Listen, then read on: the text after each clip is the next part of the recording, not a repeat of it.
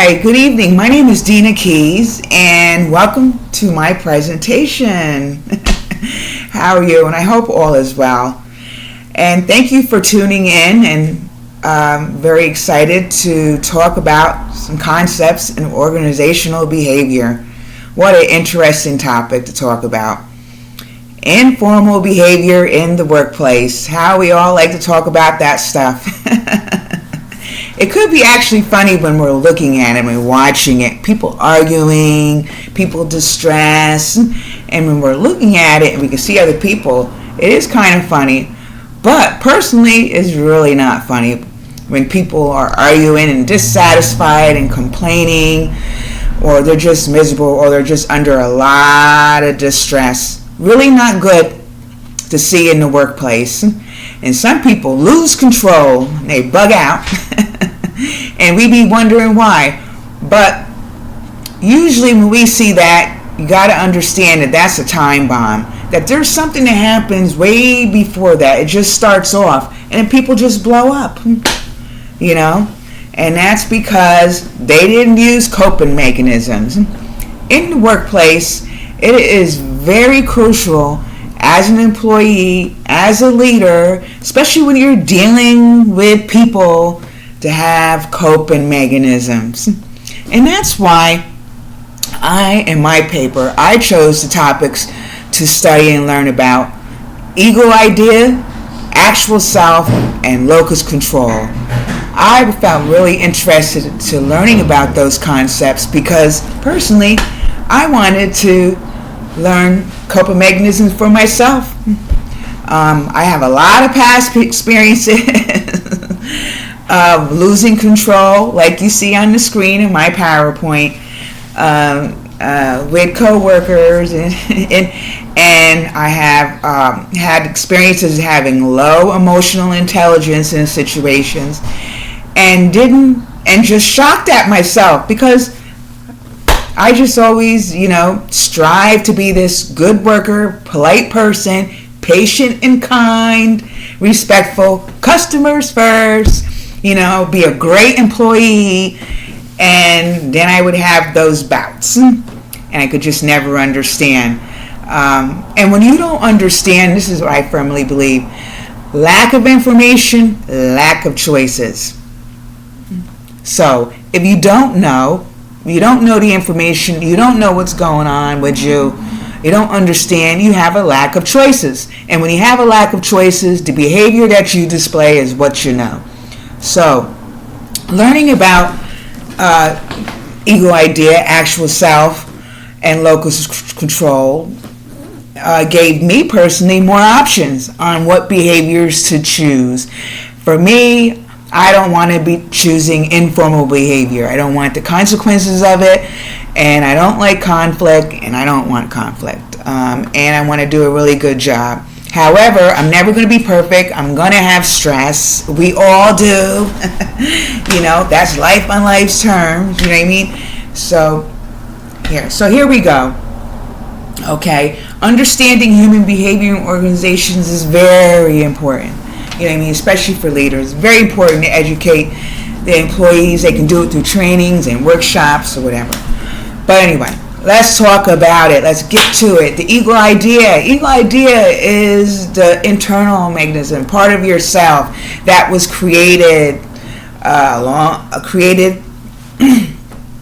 through your child-rearing years, young adulthood, whatever. Growing up, the culture shapes you, shapes your perceptions, your ideas, gives you these values and principles to live by.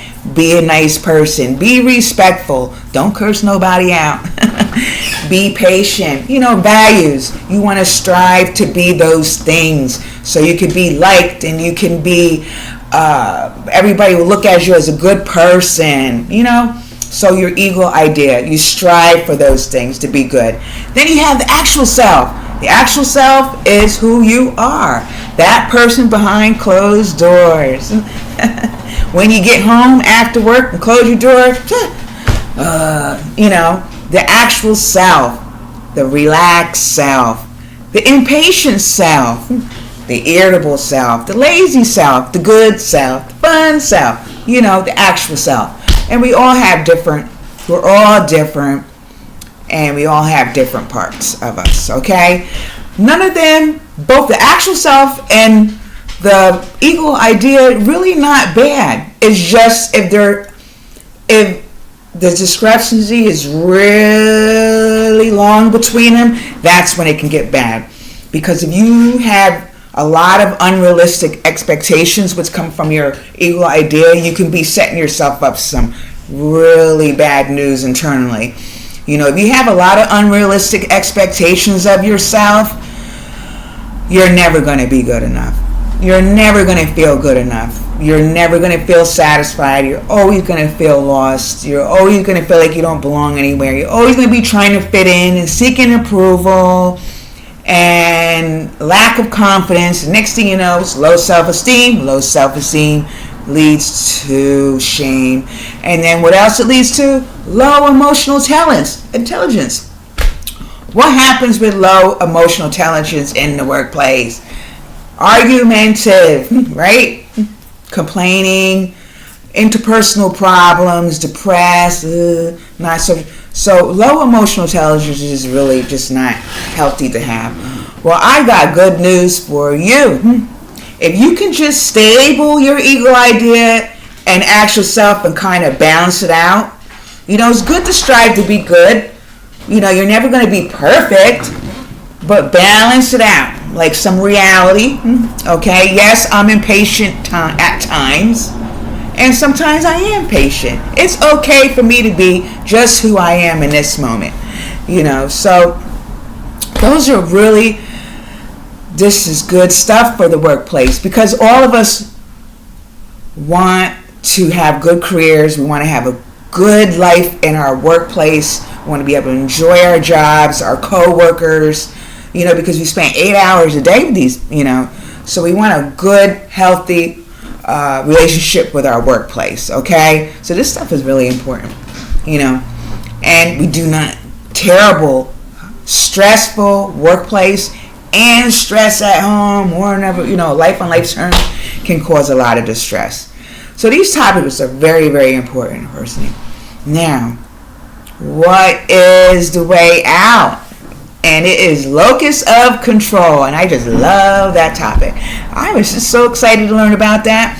And the reason why is because I am one of them people.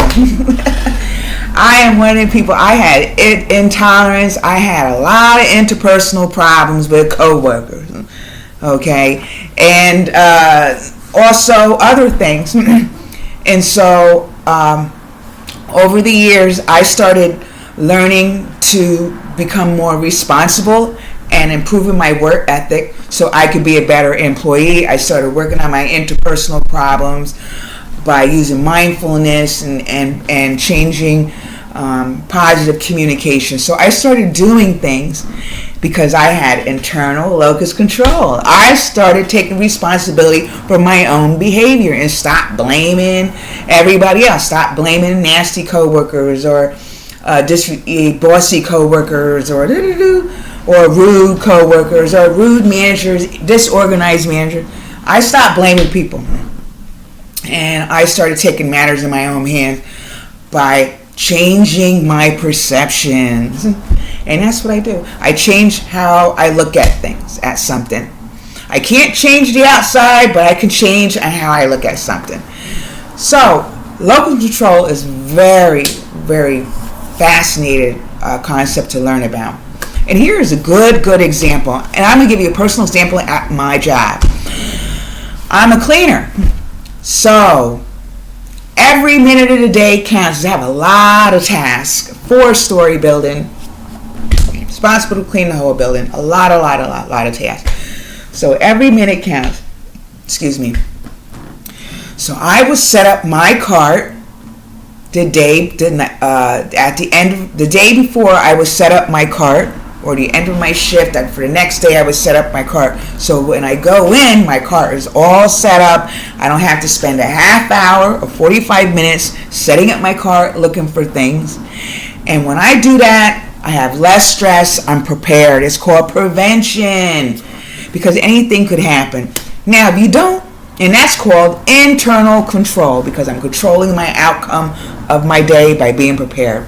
Now, external locus control is a good example of that, is when you don't control your outcome and you don't take responsibility for your outcome.